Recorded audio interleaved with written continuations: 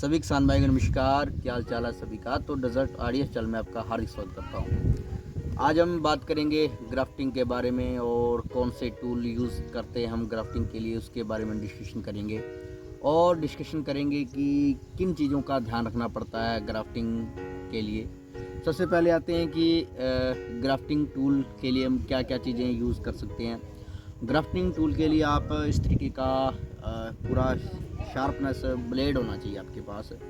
लगभग 20 रुपये के अराउंड इसका प्राइस रहता है, तो आप खरीद सकते हो इसको।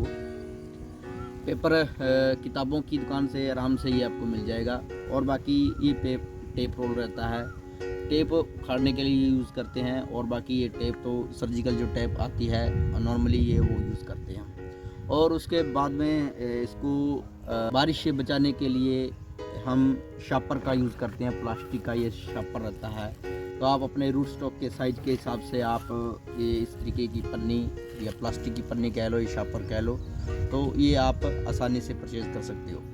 और चौथा सबसे जो मैन इसमें भूमिका अदा करता है वो है अखबार।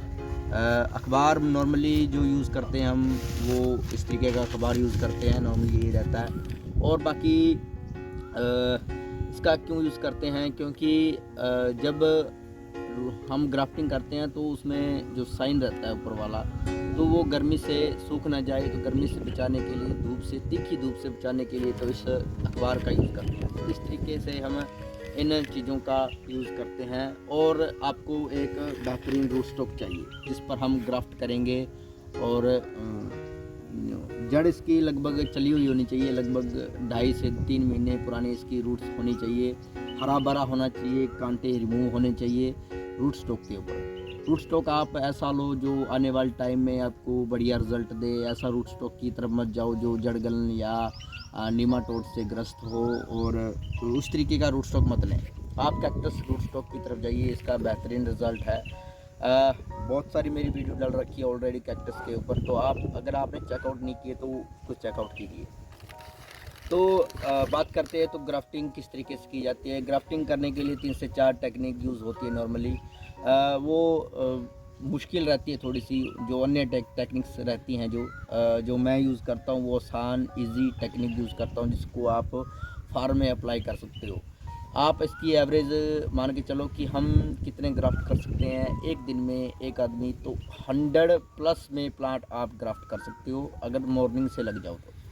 बाकी इस तरीके से रूट स्टॉक लेते हैं और अच्छी तरीके से इसको क्लीन किया जाता है, मिट्टी वगैरह से इसको बचाया जाता है।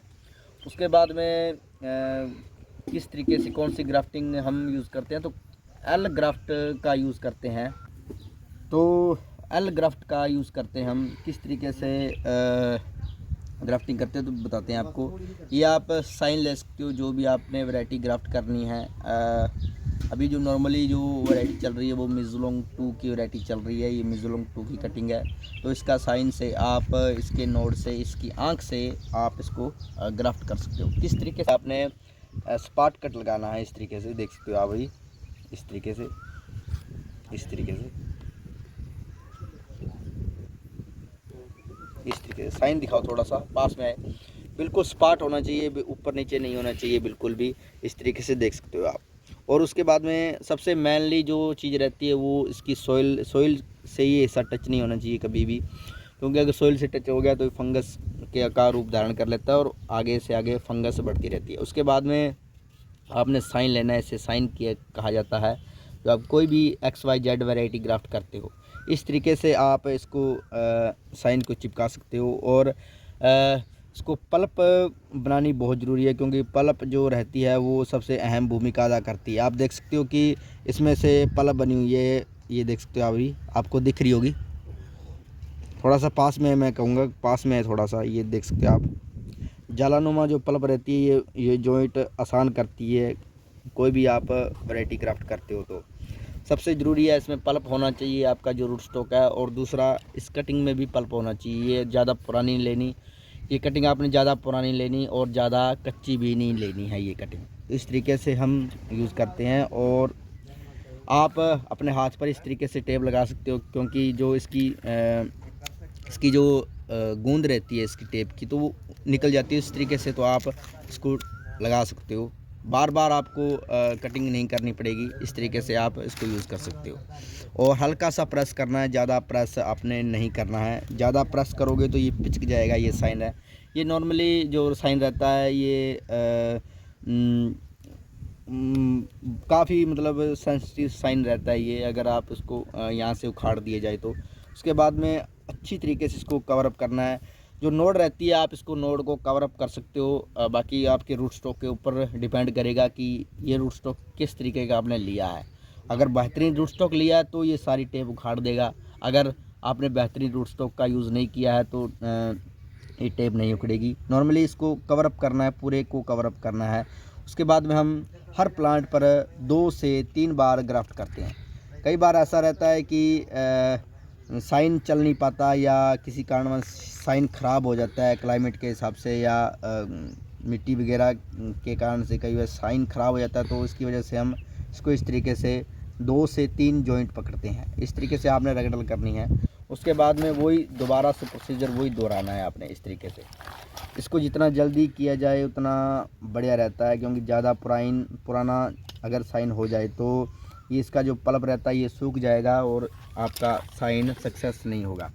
इसमें सबसे जो अहम अदा रोल करता है वो क्लाइमेट करता है। आप दिसंबर, जनवरी और फरवरी, दिसंबर, जनवरी, फरवरी सर्दियाँ रहती हैं मेरे एरिया में, तो मेरे एरिया में ग्राफ्टिंग नहीं होती इन महीनों में ग्राफ्टिंग नहीं होती और जॉइंट भी नहीं पकड़ता है। तो इस तरीके से आप एल ग्राफ्ट करके 3 से 4 आप नोड ग्राफ्ट कर सकते हो।